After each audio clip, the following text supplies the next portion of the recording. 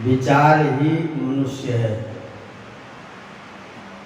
मनुष्य शब्द का जो अर्थ है, मनुष्य, मनुष्य का मतलब मनुते असौ, जो विचार करता है, जो मनन करता है, वो ही मनुष्य है।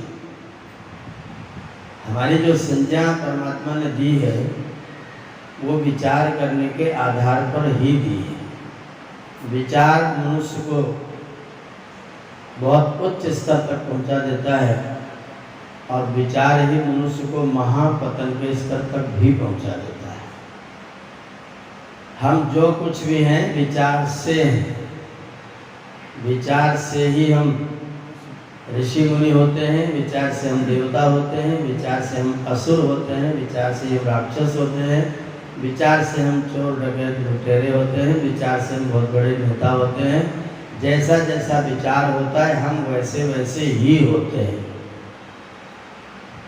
शरीर नष्ट हो सकता है, शरीर नष्ट हो जाता है, लेकिन विचार कभी भी नष्ट नहीं होता है। विचार जीवित रहता है और वो आगे आने वाली पीढ़ियों तक लोगों को उद्वेलित, आंदोलित और प्रेरित करता रहता है। विचार उत्तम है तो व्यक्तियों को उत्तम बना देता है, विचार अधम है तो व्यक्तियों को अधम भी बना देता है। इसलिए विचार को बहुत संभालने की आवश्यकता है। कवि जी ने बहुत सुंदर बात कही, बड़े सुंदर सिद्धांत तथ्य आपको प्रदान किए हैं। हम लोग वेद कथा, वेद का श्रवण, वेद प्रचार सप्ताह यहाँ पर मना रहे हैं। वेद क्या कहता है, वेद हमारे मानव जीवन के लिए क्या कहता है, हमें क्या करना चाहिए। वेद ने बड़ी सुंदर बात कही, कुर्वन् एव इह कर्माणि जिजी विषेद, जिजी विषेद, जी जी विषेद। ये शब्द आपने बहुत बार सुना होगा, पर इस शब्द को जैसे मैं अनुभव कर पाता हूँ वैसे शायद जो लोग संस्कृत व्याकरण और निरुक्त नहीं पढ़े वो इस शब्द को इस तरह से अनुभव नहीं कर पाते हैं। जीविषेद भी प्रयोग किया जा सकता था। जीविषेद माने जीने की इच्छा करे। ये जो डबल जी जोड़ा हुआ है, अगर कहीं कोई शब्द बोलते बोलते दो बार कह दे तो उसका अर्थ ये होता है कि अनिवार्य रूप से होना ही चाहिए। द्विबद्धम सुबद्धम, जो दो बार कहा जाता है बहुत मजबूत होता है। तो जी विषेद का मतलब जीने की इच्छा करे नहीं। हम लोगों ने प्राय पढ़ा हुआ जी विषेद जीने की इच्छा करे, एकदम नहीं। ये जो डबल जी का हुआ इसका मतलब जीने की ही इच्छा करे। जीने की इच्छा नहीं करे, जीने की ही इच्छा करे। मरने की इच्छा तो बिल्कुल भी नहीं होनी चाहिए। जीने की ही इच्छा करे, और जीने की ही इच्छा करे उससे पहले कुर्वन् एव कर्माणि, एव शब्द वहां जोड़ा हुआ है। कुर्वन् एव, करते हुए ही जीने की इच्छा करे, बैठे हुए नहीं। हम लोग क्या इच्छा करते हैं, कर्म करने की इच्छा नहीं करते हैं, एकदम वेद विरुद्ध आचरण करते हैं, शुद्ध रूप से वेद विरुद्ध आचरण करते हैं। हम क्या चाहते हैं, करना कुछ न पड़े, मिले खाली। और वेद क्या कह रहा है, वेद कह रहा है मिले ना मिले वो दूसरे के हाथ में है। मिले ना मिले दूसरे के हाथ में है, करना तेरे हाथ में है। इसलिए कुर्वन् एव कर्माणि, कर्म करते हुए ही जीने की ही इच्छा करे। दोनों जगह ही जोड़ा हुआ है। कुर्वन् एव में एव कह के जोड़ा है और जिजी विषेद में डबल करके जोड़ा हुआ है। इसको बोलते हैं हमारे यंग लुक प्रक्रिया। संस्कृत व्याकरण धर्मेंद्र जी जानते हैं, पढ़े हुए। यंग लुक प्रक्रिया का मतलब है क्रिया समधिया, बार बार। तो केवल जीने की इच्छा नहीं करनी, जीने की ही इच्छा करनी है। और कुर्वन् एव कर्माणि, कर्म करते हुए ही जीने की ही इच्छा करनी चाहिए। कितने दिन तक, कितने दिन, कम से कम 100 साल। इससे नीचे वाला कोई सिस्टम नहीं। जिजी विषेद शतम समाह, समाह माने वर्ष, शतम माने 100। कर्म करते हुए ही 100 वर्ष तक जीने की ही इच्छा करेगा। 100 वर्ष तक कम से कम भूयश्च शरदाशतात रोज पढ़ते हैं, दोनों समय संध्या में पढ़ते हैं भूयश्च शरदाशतात, 100 साल से ऊपर भी, लेकिन कम से कम 100 तो जरूर। 100 से नीचे जाने का कोई मतलब मन में नहीं आना। बहुत लोग मुझे मिलते हैं, कहते पंडित जी मिट्टी कब उठेगी। मुझे पूछते हैं पंडित जी मिट्टी कब उठेगी। मैंने कहा जब कुम्हार को जरूरत होगी तो मिट्टी उठ जाएगी। मिट्टी कब उठती है? जब कुम्हार को जरूरत होगी तब उठ जाएगी। बोले उसको मेरी जरूरत कभी है कि नहीं है? मैंने कहा तेरी जरूरत थी तभी तुझे यहाँ भेजा था, उसको तुम्हारी जरूरत थी इसलिए उसने तुमको यहाँ भेजा था, और ये कह के भेजा था कि मरने की मुझसे मत पूछो, जीने की पूछो, जीने की बात करो। वो गाते हैं हमारे कवि लोग, मुझसे तू न खाने की न पीने की बात कर, मर्दों की तरह दुनिया में जीने की बात कर।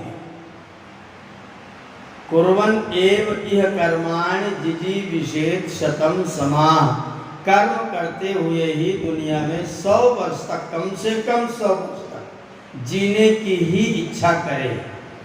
बोले कोई विकल्प है कि नहीं है?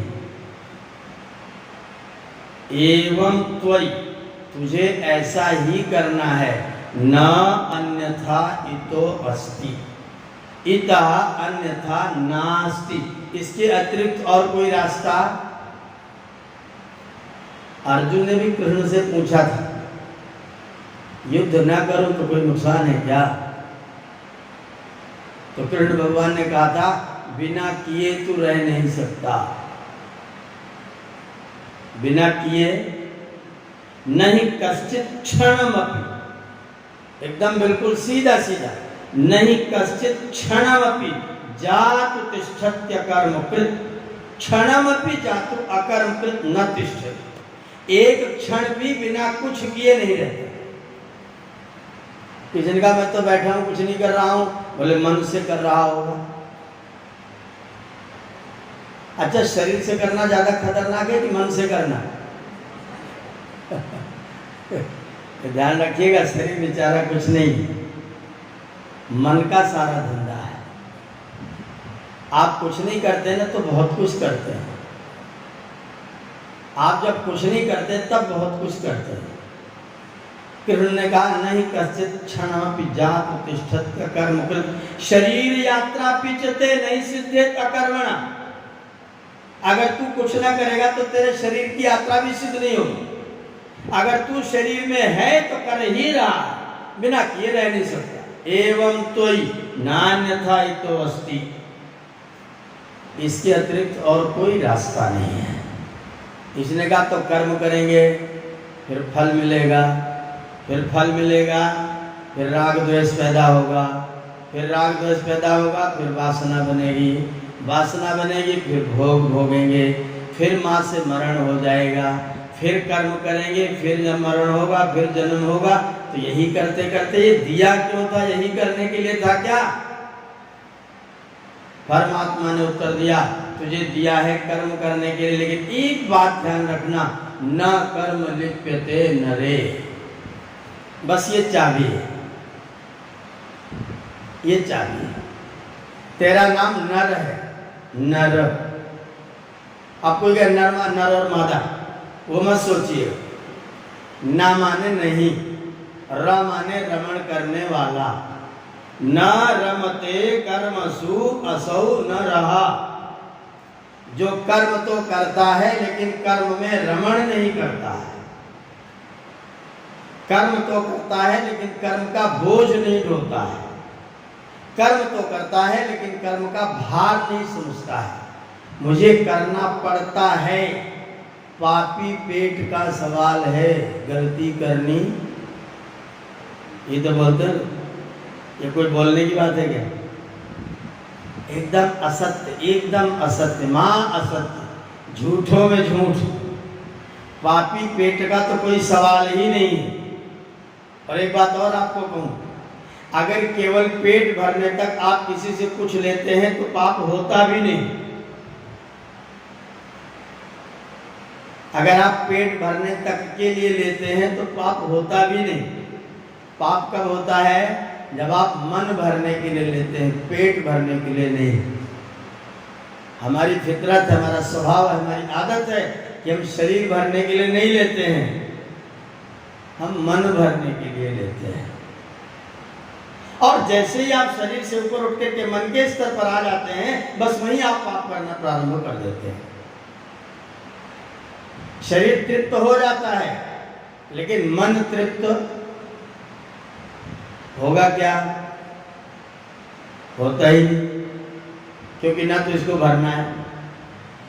पेट तो थैली है ना, कितना डालिएगा, एक समय तो भरेगा, लेकिन मन कोई थैली तो नहीं है, उसे भरना तो है नहीं। चाहे जितना खा लीजिए तो भी भरने वाला। रसगुल्ला खा लीजिए 30-40, तो कल खाने की इच्छा नहीं होगी, फिर खाइएगा। न कर्म लिप्यते नरे, तू न रहे, कर्म कर, लेकिन कर्म में लिप्त ना हो। 2 सन्यासी जा रहे थे, सन्यासी लाल वस्त्र पहने हुए, दोनों युवा। एक नदी पड़ी रास्ते में, नदी के किनारे एक महिला बैठी हुई थी, वेश्या थी, नाचने जा रही थी। उसने कहा मुझे उस पार जाना है, क्या आप दोनों संत लोगों में से कोई मुझे अपने कंधे पर बिठा के उस पार कर देगा? एक सन्यासी ने कहा छी छी छी, हम सन्यासी हैं, हम स्त्री शरीर का स्पर्श भी नहीं कर सकते हैं, हम छू नहीं सकते हैं। वो नदी के उस पार चले गए। दूसरा सन्यासी बोला आइए माता जी। क्या बोला? आइए माता जी। कंधे पर बिठा लिया, उस पार ले जाके उतार दिया, उतार के चल दिया। दोनों सन्यासी साथ साथ जाते रहे। 1-2 किलोमीटर पैदल पहुंच गए तो जिस सन्यासी ने छोड़ दिया था, उस सन्यासी ने दूसरे सन्यासी से पूछा कि तूने स्त्री को अपने कंधे पर बिठाला, तेरे मन को कैसा लगा? तेरे मन में विकार पैदा नहीं हुआ? तो जिसने बिठाला था उसने कहा मैं तो उसको नदी किनारे उतार आया, तू अभी तक लादे घूम रहा है।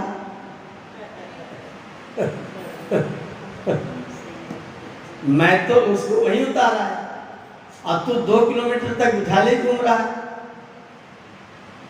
इसको बोलते हैं न कर्म लिप्यते नरे।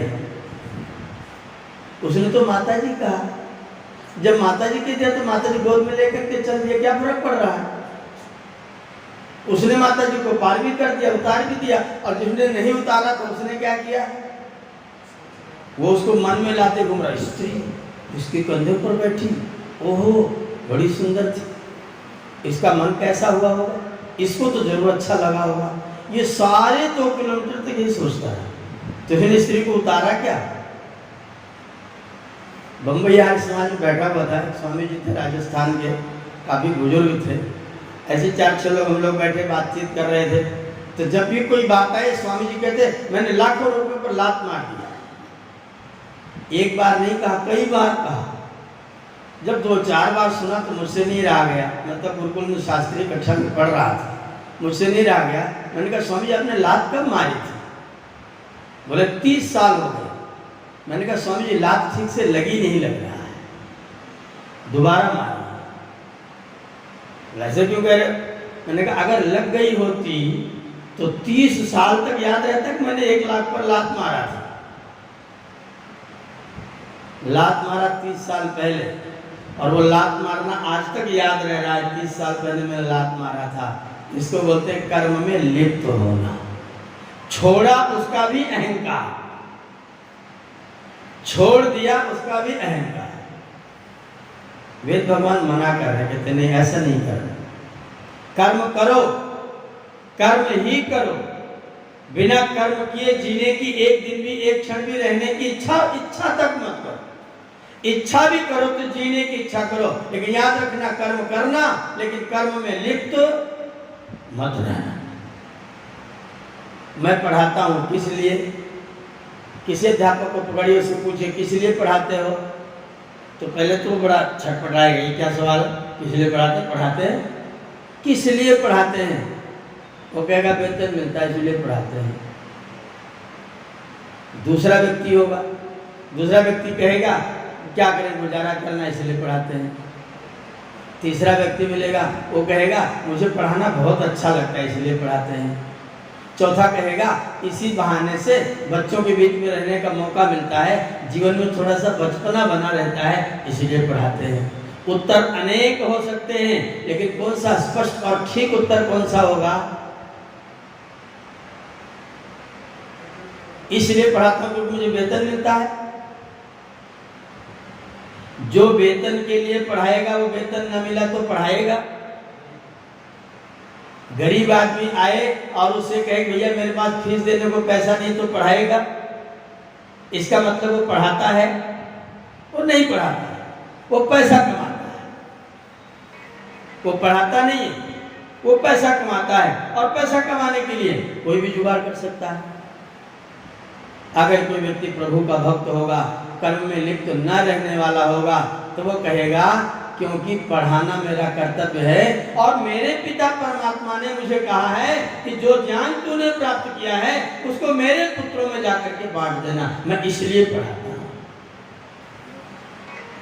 अब उसे फीस मिले कि न मिले, गरीब हो अमीर हो, क्या फर्क पड़ता है?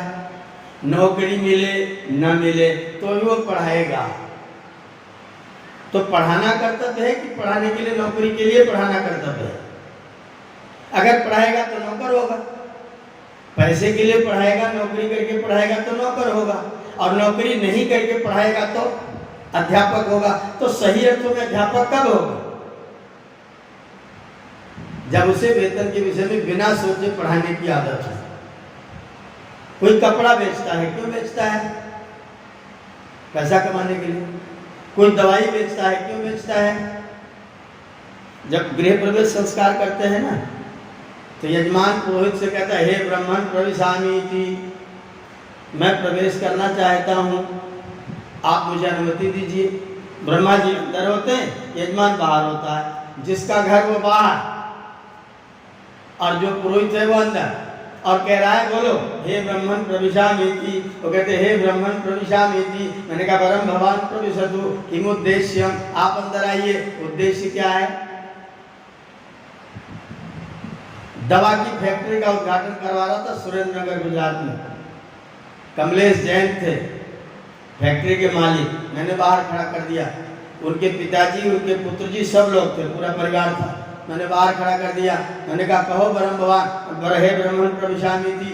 उन्होंने कहा हे ब्राह्मण प्रविशामी। मैंने कहा ब्रह्म भगवान प्रविशतु, उद्देश्य क्या है? बोले धन कमाना है। मैंने कहा गेट आउट, बिल्कुल अंदर नहीं आओगे,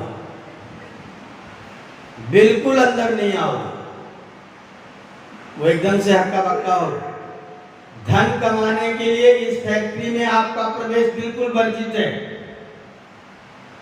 बोले तो क्या करें? मैंने कहा कहो परमात्मा के, मेरे पिता के, मेरे ईश्वर के जो पुत्र हैं, वो पुत्र में से एक भी पुत्र को मैं बीमार नहीं रहने दूंगा, इस संकल्प के साथ दवा की फैक्ट्री में प्रवेश कर रहा हूं। बीमार नहीं रहने दूंगा। जो बीमार नहीं रहने देगा वो व्यक्ति जब दवा बनाएगा तो कैसी दवा बनाएगा? जो व्यक्ति को स्वस्थ करेगी। और जो पैसा कमाने के लिए बनाएगा वो क्या करेगा? अच्छा, ज्यादा प्रॉफिट कब होगा? इनपुट कम, आउटपुट ज्यादा, तब तो प्रॉफिट ज्यादा होगा। व्यापार का नियम यही है ना, इनपुट कम, आउटपुट, लगाना कम पड़े और आय ज्यादा, तब तो प्रॉफिट होगा। तो जो दवा बना करके व्यक्तियों का मर्ज ठीक करेगा, वो व्यक्ति अगर पैसा कमाने के लिए करेगा तो क्या करेगा? महंगी दवाइयां डालेगा, च्यवनप्राश में देसी घी और शहद मिलाएगा? नहीं मिलाएगा, क्योंकि फिर लागत बढ़ जाएगी तो प्रॉफिट कम होगा। मैं कपड़ा बेचता हूं किस लिए? ईश्वर के पुत्रों को नग्न नहीं रहने दूंगा। मैं सब्जी बेचता हूं, इसलिए ईश्वर के पुत्रों को ताजी सब्जी खिलाना मेरा नैतिक उत्तरदायित्व है। मैं पढ़ाता हूं इसलिए क्योंकि ईश्वर ने, मेरे पिता ने मुझको ज्ञान बांटने का आदेश दिया हुआ है। यथे मां वाचम कल्याणी मां वदानि जनेभ्यः, जैसे मैंने सब मनुष्यों के कल्याण के लिए वेदवाणी का दिया है, उसी प्रकार से तुम भी इस वेदवाणी को पढ़ करके सबको सुनाते रहना। ईश्वर का आदेश है, इसलिए सुनाते हैं। अब कोई सुने न सुने दुख होगा क्या? अगर मैं सुनाऊं आप ना सुने तो दुख होगा। और ईश्वर ने कह रहेगा सुनाओ तुम्हें तुम्हारा मिलेगा। कोई सुने या कोई सुने ना सुने, तुम तो सुनाओ, तो मैं दुखी रहूंगा क्या? कर्म करो लेकिन कर्म में लिप्त क्या समझ के करेंगे तो लिप्तता नहीं आएगी। इसको बोलते हैं ईश्वर प्रणिधानम। क्या है? ईश्वर प्रणिधान। ईश्वर प्रणिधान का मतलब है ईश्वर के प्रति अपने समस्त कर्मों को प्रणिधान कर देना, पूरी तरह से समर्पित कर देना। मैं किस लिए कर रहा हूं? मैं किस लिए कर रहा हूं? क्योंकि ईश्वर का आदेश। सीधा उत्तर। मैं मां हूं किस लिए? क्योंकि ईश्वर का आदेश है। नारी शरीर किसने दिया? ईश्वर ने। गर्भाशय किसने दिया? ईश्वर ने। व्यवस्था किसने दी? ईश्वर ने। तो हम उसमें कहां से आ गए? मुझे ईश्वर ने निमित्त बनाया, इसके लिए उसका बहुत बहुत धन्यवाद। मुझे ईश्वर ने मां होने के लिए निमित्त बनाया, इसके लिए मैं उसका आभारी हूं। तो मां बनने में आनंद आएगा कि दुख होगा? गर्व महसूस होगा। मुझे ईश्वर ने अपने कार्य के लिए अपने योग्य बनाया, मुझे अपने लिए ऐसा बनाया कि मैं जननी बन सकती हूँ, मैं जनक बन सकता हूँ, मैं पिता बन सकता हूँ। ये ईश्वर की मेरे ऊपर कृपा है। और याद रखिएगा, जिनके ऊपर ईश्वर की कृपा है वो सारे, ईश्वर की कृपा नहीं है वो सारे जीवन प्रयत्न करके भी माता पिता बन पाते हैं क्या? करोड़ों दंपति निसंतान आज भी है, सारे विज्ञान उन्नति कर ली तब भी। इसका मतलब जिनको ईश्वर ने याद किया है उनके प्रति ईश्वर की विशेष कृपा है। उन्होंने मुझको जननी होने का अधिकार प्रदान किया है और वो शक्ति और सामर्थ्य प्रदान किया है कि मैं ये कर सकती हूँ। मुझे जनक होने का ये आशीर्वाद प्रदान किया है, कृपा प्रदान की है कि मैं कर सकता हूँ। उसने मुझको इस कार्य को करने का निमित्त बनाया, इसके लिए उसका धन्यवाद। दुख कहाँ है बताइए? दुख कब होता है? दुख कब होता है? एक उदाहरण दे रहा हूं, समझिएगा बात को। मैं आपके सामने वाले रोड पर होकर के जा रहा हूं, आप में से कोई व्यक्ति जा रहा है, ध्यान दीजिएगा, आप में से कोई व्यक्ति अपनी गाड़ी लेकर के रोड पर होकर जा रहा है। आपके सामने दो मोटरसाइकिल वाले टकरा गए, एक्सीडेंट हो गए, ज्यादा तेज टकरा गए, दोनों गुत्थम गुत्था होकर के गिरे और दोनों रोड पर लेटे हुए हैं। आप कितनी देर तक रुकते हैं? देखने तक कि क्या हुआ। बस आपने झांका, पता नहीं कौन है, आपने अपनी मोटरसाइकिल स्टार्ट की, चल दी। दूसरी स्थिति, आपने झांका, पता चला कि ये तो अमुक व्यक्ति है। अब आप क्या करेंगे? चले जाएंगे कि रुकेंगे, देखेंगे, फोन करेंगे, बताएंगे, फिर चले जाएंगे। तीसरी स्थिति, मेरा कोई भाई बंधु, मेरा कोई मित्र, मेरा कोई रिश्तेदार है, फिर एक्सीडेंट उसके मेरे सामने हुआ है। अब आप क्या करेंगे? पुलिस को फोन करके चले जाएंगे कि जुट जाएंगे काम में? रोएंगे, दुखी होंगे, कपड़ा खून से लथपथ हो जाएगा, लेकिन फिर भी उठाएंगे, हॉस्पिटल तक लेके जाएंगे, अपना नाम लिखाएंगे, डॉक्टर से दवा करने का निवेदन करेंगे, जरूरत पड़ेगी तो धन भी। ये तीनों स्थितियों में एक्सीडेंट हुआ है, लेकिन तीनों स्थितियों में आपके दुख का लेवल एक जैसा है क्या? कारण जिसके प्रति आपका जितना मोह है उसके प्रति आपको उतना दुख भी है। तो दुख का कारण क्या हुआ? दुख का कारण लगाव हुआ, आसक्ति हुई, मोह हुआ। अगर आप कर्म करते हैं मोह के साथ तो दुख होगा, अगर आप कर्म करते हैं प्रेम के साथ, समर्पण के साथ, तो दुख होने का कोई अवसर। कर्म करना है लेकिन कर्तव्य समझ के करना है। कर्म करना है, ईश्वर की आज्ञा है, ये समझ के करना है। अगर आपने, मुझे ईश्वर ने ऐसा आदेश दिया है, मुझे प्रभु ने अपनी कृपा का पात्र बनाया है। आपके घर में कोई व्यक्ति भोजन करने के लिए आ गया, आपने उसे भोजन करा दिया और भोजन कराने के बाद उसको क्या कह रहे हैं? भोजन कैसा लगा, नमक मिर्ची ठीक है ना? इसके पूछने का मतलब यह है कि आप मेरे भोजन की प्रशंसा करिए, नहीं करिएगा तो मेरा भोजन सब बेकार हो जाएगा। इस उद्देश्य ये नहीं कि नमक कम होगा तो लाओ और दे दो, उद्देश्य है कि आप भोजन के विषय में कुछ कहिए कि बहुत अच्छा बना है। चलो यहाँ तक भी गनीमत है। लेकिन जाते जाते आपने कहा, देख लो मैंने रोटी खिला दी वरना भूखे ही मर जाते, कहा जा सकता है। आपने भोजन दिया है, सही बात है, अगर भोजन आप न कराते हम भूखे रहते। लेकिन अगर आपने ये कह दिया कि देख लो मैंने भोजन करा दिया वरना भूखे ही रह जाते, तो आपने भोजन कराने का सारा मजा किरकिरा दिया। और जो व्यक्ति आपके यहाँ भोजन करके गया था वो सोचेगा, अच्छा तू न कराती तो मेरे लिए कोई भोजन की व्यवस्था नहीं थी क्या? हापुड़ में मेरे सैकड़ों पर्चे थे, कहीं भी खा लूंगा, होटल पर 100 रुपया दो के खा लूंगा। आपने किया भी और किए का सारा मामला खत्म भी कर लिया। अपन को क्या करना चाहिए था? मेरे प्रभु का बार बार धन्यवाद कि उसने मेरी झोली में इतना दिया है कि मैं उसके किसी पुत्र की सेवा और सत्कार भी कर सकती हूँ। अब जो सुनेगा वो क्या करेगा? वो अपने आप को ईश्वर का पुत्र समझने लग जाएगा, उसे गर्व होगा।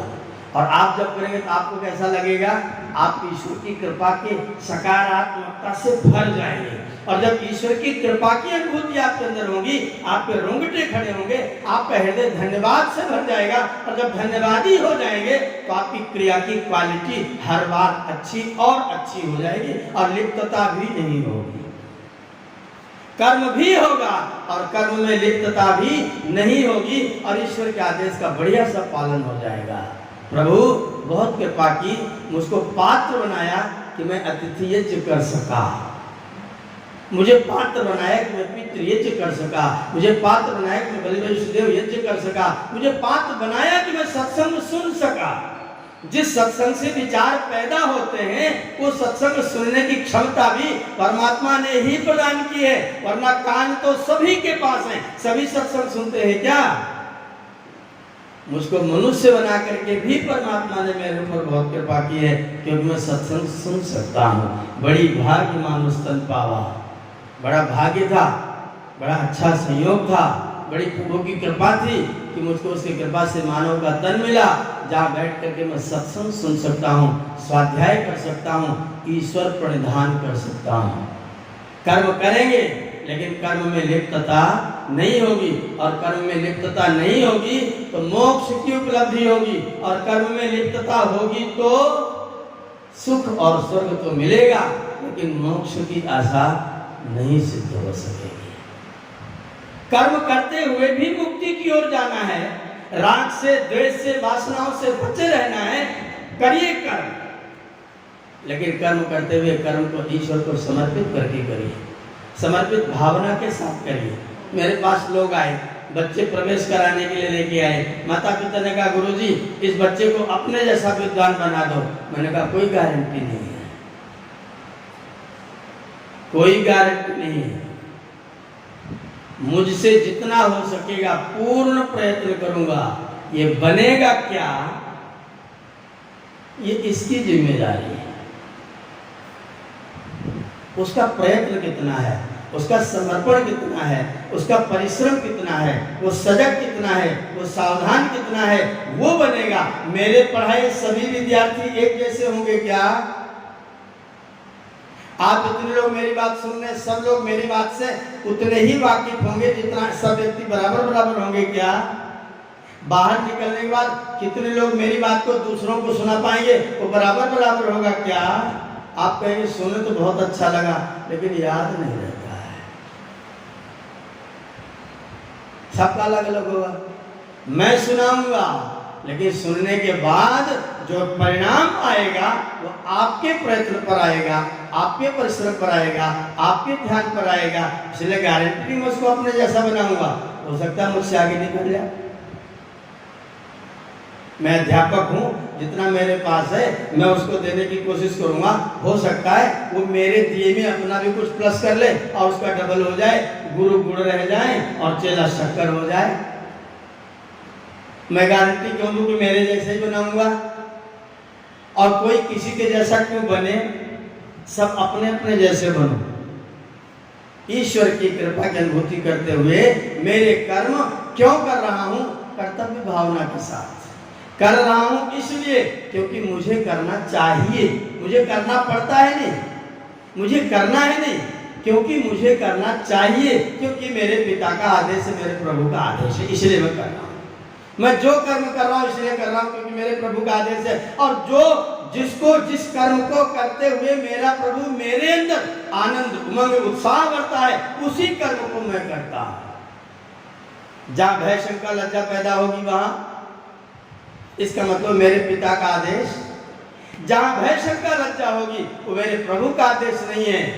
जहां आनंद उमंग उत्साह होगा ये मेरे प्रभु का आदेश है। इसलिए मैं वही कर्म करता हूं जिसको करने में मेरे पिता का आदेश प्राप्त होता है। मैं उससे पूछता रहता हूं मुझे क्या करना चाहिए, वो जो कहता है मैं वो करता रहता हूं। जिस दिन आप इस स्तर पर आ जाएंगे अपने कर्म करते हुए, उस दिन कोई पाप बनेगा क्या? बन ही नहीं सकता है। पाप तभी होता है जब आप अपने मन की तृष्णाओं को तृप्त करने के लिए करना प्रारंभ कर देते हैं। जब आप शरीर के लेवल पर होते हैं कोई पाप नहीं करते, बुद्धि के लेवल पर होते हैं कोई पाप नहीं करते, आत्मा के लेवल पर होते हैं कोई पाप नहीं करते। पाप केवल और केवल मन के स्तर पर मनुष्य किया करता है। हम 4 स्तर पर अपना जीवन व्यतीत करते हैं, इसकी चर्चा बाद में फिर कभी करूंगा। लेकिन जब हम मन के स्तर पर होते हैं तब हम पाप करने के लिए बैठ जाते हैं, अपने को ईश्वर के समर्पित करेंगे तो वेद के आदेश का पालन होगा। न कर्म लिप्यते नरे, ऐ मनुष्य कर्म कर लेकिन कर्म में लिप्त मत होना। मैं आर्य समाज का प्रधान हूं, किस लिए? क्योंकि मैं बहुत योग्य हूं। ऐसा है क्या? जो प्रधान होते हैं सबसे योग्य होते हैं क्या? नहीं होते, नहीं होते, नहीं होते। जो प्रधान होते हैं उनको धन्यवाद करना चाहिए अपने पिता का, हे परमेश्वर आपने मुझको औरों की अपेक्षा ज्यादा सेवा करने का अवसर प्रदान किया है, इसके लिए मैं आपका बहुत बहुत धन्यवाद करता हूं।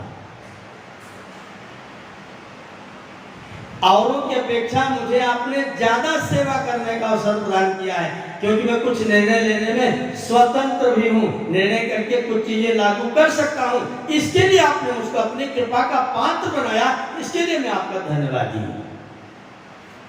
अगर मैं प्रधान हूँ, मेरे सामने ठीक से बोलना, तो मैं प्रधान हूँ करूंगा कुछ नहीं, मेरे सामने बोलना मत। ऐसी प्रधानी करेंगे तो प्रधान रहेंगे क्या? धान धान रह जाएंगे, पूरा पूरा गायब हो जाएगा। और धान हो जाए कोई कूट के खा जाएगा। धान को कूट के खा जाते हैं। तो प्रधान बनना हो तो ईश्वर की दृष्टि में प्रधान बनिए, ईश्वर की दृष्टि में मंत्री बनिए। मेरे पिता ने मुझको सेवा करने का ज्यादा अवसर प्रदान किया, इसलिए लोग आए मेरे गुरुकुल में, बोले आप गुरुकुल के बड़े आचार्य हैं। मैंने कहा नहीं, बड़े आचार्य हम नहीं, हम गुरुकुल के ज्यादा बड़े जिम्मेदार हैं। उत्तरदायी कौन है? गुरुकुल में कुछ घटेगा उत्तरदायी कौन है? मैं हूँ। कुछ बढ़ेगा उत्तरदायी कौन है? मैं हूँ। ये जिम्मेदारी किसने सौंपी है? मेरे पिता ने, मेरे प्रभु ने, इसलिए मैं उसको संभालूंगा। अगर जितना मुझ मेरी शक्ति के अनुसार मैं उसको करने की कोशिश करूंगा, अगर बिगड़ेगा तो मैं नहीं जानता, बनेगा तो भी मैं नहीं लूंगा कि मैंने बनाया। पूरे गुरुकुल में एक भी बोर्ड पर मैंने अपना नाम कहीं भी नहीं लिखा। मैंने बनाया नहीं, ईश्वर ने मेरे हाथ से करवा लिया, इसके लिए उसका बहुत बहुत धन्यवाद। मेरे प्रभु ने मुझको यह करने के लिए निमित्त बना दिया, इसके लिए मैं उसका धन्यवादी हूँ। जब हम इस भाव से कार्य को करते हैं तो कभी थकते नहीं हैं, कभी रुकते नहीं हैं, कभी भटकते नहीं हैं, और मेरे लक्ष्य की प्राप्ति में कभी भी बाधा नहीं आती है। व्यक्ति कर्म करता जाता है और मुक्ति के रास्ते पर बढ़ता भी जाता है। अन्यथा कर्म तो करता है लेकिन कर्म में फंसना प्रारंभ कर देता है, और फंसते फंसते इतना फंस जाता है कि जब गद्दी पर से कोई उतार दे तो जल्दी से मर जाता है। गद्दी छूट जाए तो आदमी जल्दी से मर जाता है। बहुत सारे लोग नौकरी करते, बड़े अच्छे अधिकारी है ना, बड़े अच्छे अधिकारी, एक क्लास के ऑफिसर, रिटायर होने के बाद बहुत से पागल हो जाते हैं। घर के लोग उनको झक्की घोषित कर देते हैं। क्या कमी हुई है? कुर्सी सरका ली गई है, और कोई कमी नहीं आई। बस जो कुर्सी पर बैठ के हनक रहती थी वो थोड़ी सी डाउन हो गई है। लालू प्रसाद यादव क्या कष्ट है? सब्जी कम मिलती खाने को, क्या बेचारे को गद्दी नहीं मिल रही। सारी परेशानी गद्दी न मिलने की है। क्यों? क्योंकि गद्दी से चिपके हुए हैं। गद्दी है तो जान है, गद्दी नहीं तो। इसलिए भाई वेद का यह आदेश नहीं। वेद कह रहा है कुर्वन् एवेह कर्माणि जिजी विषेद शतम समाह। ऐ मेरे पुत्रो, ऐ मेरे बच्चों, इह अस्मिन् शरीरे, अस्मिन् संसार, इस शरीर में आकर के, इस संसार में आकर के कर्म करते हुए ही 100 वर्ष तक जीने की ही इच्छा करते रहना। एवं त्वयि, तुझे ऐसा ही करना है, न अन्यथा तो अस्ति, इससे भिन्न और कोई रास्ता नहीं है। लेकिन ध्यान रखना, कर्म करना लेकिन कर्म में लिप्त मत हो जाना। कर्म का बोझ तू मत ढोना, स्वतंत्र होकर के कर्म करना। और यत् करोसि यदस्नासि यत् तपस्यसि तत्कुरुष्व मदर्पण। तू जो कुछ करता है, जो खाता है, जो पीता है, जो सोता है, जो जगता है, जो करता है, जो धरता है, जो पाता है, तत्कुरुष्व मदर्पण। वो सब मेरे अर्पित करके तू अपना काम किए जा, मैं तेरा हित ही सिद्ध करूंगा। परमात्मा जिसको स्वीकार कर लेंगे उसका अहित होगा क्या? कष्ट भी हो तो भी अहित होगा क्या? हम कई बार प्रभु से मांगते हैं, मेरी मांग पूरी नहीं होती है तो हम थोड़े से नाराज होते हैं, तुमने मेरी बात नहीं मानी, मैं आपका इतना बड़ा भक्त हूँ। लेकिन प्रभु आपकी बात नहीं मानते। कौन सी मानते हैं? जो आपके लिए हितकारी होती है। आप उसके जितने भी बड़े भक्त हैं, आप परमात्मा की कितनी ही भक्ति करते हैं, लेकिन आपकी कौन सी बात स्वीकार होगी? जिसमें आपका हित होगा। आपके मांगने से परमात्मा आपको नहीं देंगे, वो देंगे जिसमें आपका हित हो सकता है। थोड़े समय के लिए तात्कालिक रूप से आप ये कहते हो कि परमात्मा ने मेरी बात नहीं मानी, लेकिन परमात्मा ने अच्छा किया नहीं मानी, क्योंकि उसमें मेरा अहित था। और प्रभु मेरे भविष्य के बारे में भी, ये करोगे तो ये फल होगा, प्रभु जानते हैं। अगर तुमको ये मिल गया तो यहाँ हो जाएगा, ये प्रभु जानते हैं। इसलिए तुमको वो देंगे जो तुम्हारे लिए हितकारी होगा। इसलिए अपनी मांग कर ला, अपनी इच्छाएं प्रस्तुत करना, लेकिन न मिले तो भी धन्यवाद करना। प्रभु लगता है कि इसमें मेरा हित नहीं है, हित मेरा कहीं और है, इसलिए वो हित वाला जो हो वो आप सोच करके दे देना। मेरी बुद्धि इतनी ही है। दुखी होने का, नाराज होने का कोई मतलब? अगर आप दुखी होते, किसी बच्चे ने अपने पिताजी से कहा, पिताजी मैं 8वीं पास हो गया हूँ, मुझे एंड्रॉइड मोबाइल दे दीजिए। पिताजी ने कहा अभी तुमको एंड्रॉइड मोबाइल नहीं मिलेगा। अब बच्चा पिताजी से नाराज होगा? होना चाहिए कि नहीं होना चाहिए? नहीं होना चाहिए। क्यों? क्योंकि पिताजी वो देंगे जिसमें मेरा हित हो। पिताजी लाके अच्छी किताब दे देंगे, अच्छे कलम दे देंगे, अच्छे ट्यूटर दे देंगे, अच्छे अध्यापक दे देंगे, अच्छे विद्यालय में नाम लिखा देंगे, लेकिन मोबाइल भी दे देंगे, एक छोटी सी लाके बाइक भी दे देंगे। जितेंद्र नाम का बच्चा, उसका मैंने उपनयन संस्कार कराया राजकोट गुजरात में। जन्मदिन था उसका 14वां। उसने पिताजी से कहा, पिताजी मुझे बाइक चाहिए। पिताजी ने मुझे कहा, आचार्य जी दे दूं? मैंने कहा कदापि मत देना। बोले बच्चे का मन है, उसकी बहनें बोली उसका मन है तो दिलवा दीजिए। मैंने कहा मेरा मन है कि कदापि मत देना। अब वो सब मुझसे नाराज हो गए, बच्चा भी नाराज हो गया, बेटियां भी नाराज हो गई, पिताजी असमंजस में पड़े रहे, क्या करूं, आचार्य जी की मानूं कि बच्चे की मानूं, और अंततः परिवार की मानी। उन्होंने उसको पल्सर ला के दे दिया और 27 तारीख को 27 जून को उसकी डेट ऑफ बर्थ थी और 30 जून को लड़का मर गया। उसी पल्सर के नीचे कुचल के मर गया। बाद में घनश्याम भाई मेरे पास आए, रोते रोते आए, मेरे पैरों में लेट गए, बड़ा बड़ा निवेदन किया, आंसू मेरे पैरों पर गिराते रहे। आचार्य, अगर मैंने आपकी बात मान ली होती, मैंने उसका बच्चे को दुखी नहीं करना चाहिए, मैंने उसकी बात मान ली। और गाड़ी पल्सर, बड़ी गाड़ी, 14 साल का लड़का, न कोई लाइसेंस, न कोई व्यवस्था, न उसे चलाने का सरकार के द्वारा प्राप्त अधिकार। पल्सर जैसी बड़ी गाड़ी, अच्छे वेग वाली, अच्छी पिकअप वाली गाड़ी खरीद करके शौक में दे दिया। लड़का जा रहा था, गोल चौराहा था, इसकी गाड़ी की रफ्तार 60 थी, गोल चौराहे पर 60 रफ्तार। सामने से दूसरी गाड़ी आई, इसने ब्रेक मारा, कूद के नीचे गया और गाड़ी इसके ऊपर चढ़ गई। सड़क पर से चिपक करके खुरच के निकालना पड़ा। यह सच्ची घटना है। पिता अगर न देता तो हित करता, कि दे दिया तो हित किया। पिता आपका हित सोचता है, इसलिए प्रभु से कभी मत सोचना कि उसने मेरी बात नहीं मानी, उसने मेरी प्रार्थना स्वीकार नहीं की। वो पिता है, वो करुणा का सागर है, वो दयालु है, वो न्यायकारी है। वो अपने पुत्रों को वो देता है जो उनके लिए हितकारी होता है, जो अहितकारी होता है उसको नहीं देता है। पुत्र अज्ञानी है, इसलिए वो कई बार अहित की चीजें भी मांग लेता है। हम नहीं जानते हमारे लिए क्या श्रेष्ठ है, क्या उत्तम है, किसमें सुख है, किसमें हित है, यह हम नहीं जानते। कौन जानता है?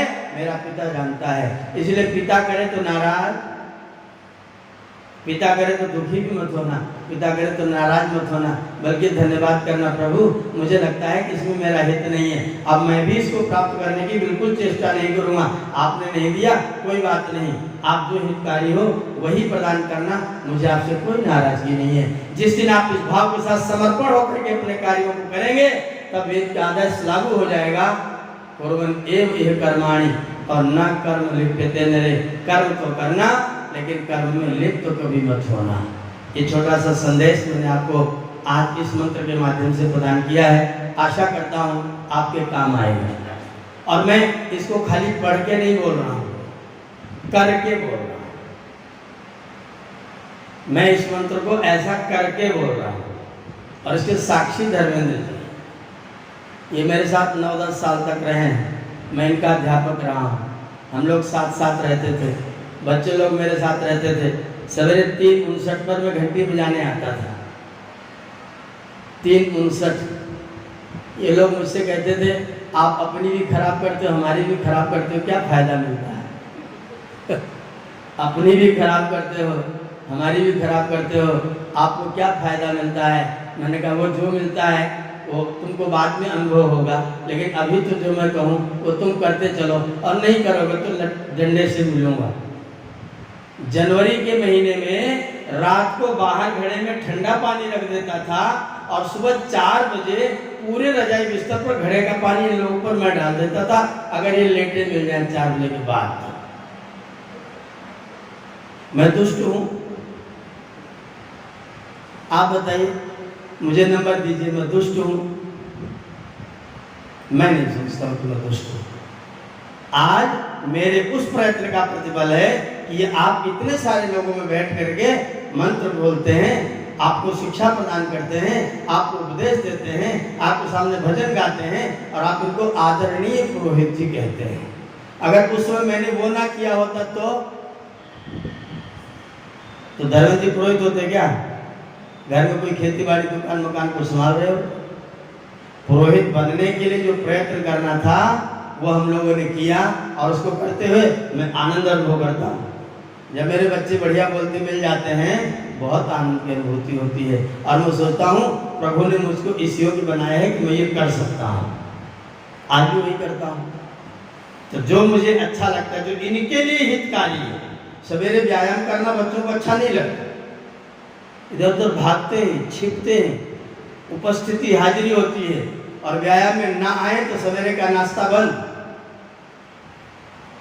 तो व्यायाम करना पड़ेगा, करना पड़ेगा। मैं इन लोगों को कहता हूँ करोगे तो आनंद होगा, करना पड़ेगा तो भी करना पड़ेगा, तो करने का आनंद नहीं आएगा। करना पड़ेगा समझ के करोगे तो आनंद नहीं होगा, इसलिए करोगे तो आनंद होगा और करोगे तो सुख मिलेगा। नहीं करना चाहते हैं, हम लोगों को जबरदस्ती कराना पड़ता है, कराता हूँ जबरदस्ती, तो पुण्य करता हूँ या पुण्य करता हूँ। मैं सोचता हूँ मुझे ईश्वर ने काम सौंपा है, इसमें कोई कोताही नहीं बरतूंगा, बिल्कुल नहीं रुकूंगा, ऐसे ही करता रहूंगा, बिल्कुल मान के देने वाला नहीं हूँ। मैं वो कार्य करता हूँ, ईश्वर की कृपा से सफलता मिलती है। और जब बच्चे लोग, इतने सारे बच्चे लोग मिल करके जब गुरुजी करते हैं, कहीं जाओ मिल जाते हैं, तो हृदय एकदम से आनंदित हो जाता है। तो ईश्वर की आज्ञा मान करके आप अपने कर्मों को करेंगे तो जीवन आनंदित होगा, जीवन में सुख रहेगा और मुक्ति के रास्ते में बाधा भी नहीं होगी। ये प्लस बोनस आपको प्राप्त होगा, ये प्रॉफिट आपको प्राप्त होगा। तो इस मंत्र को अपने जीवन में धारण करें, ईश्वर की आज्ञा का आप अपने जीवन में व्यवहार में ला करके पालन करें। आज के लिए आप सबका बहुत बहुत धन्यवाद करते हुए अपनी वाणी को विराम देते हैं। कल फिर किसी मंत्र के साथ आपके साथ जुड़ेंगे। ओम शांति।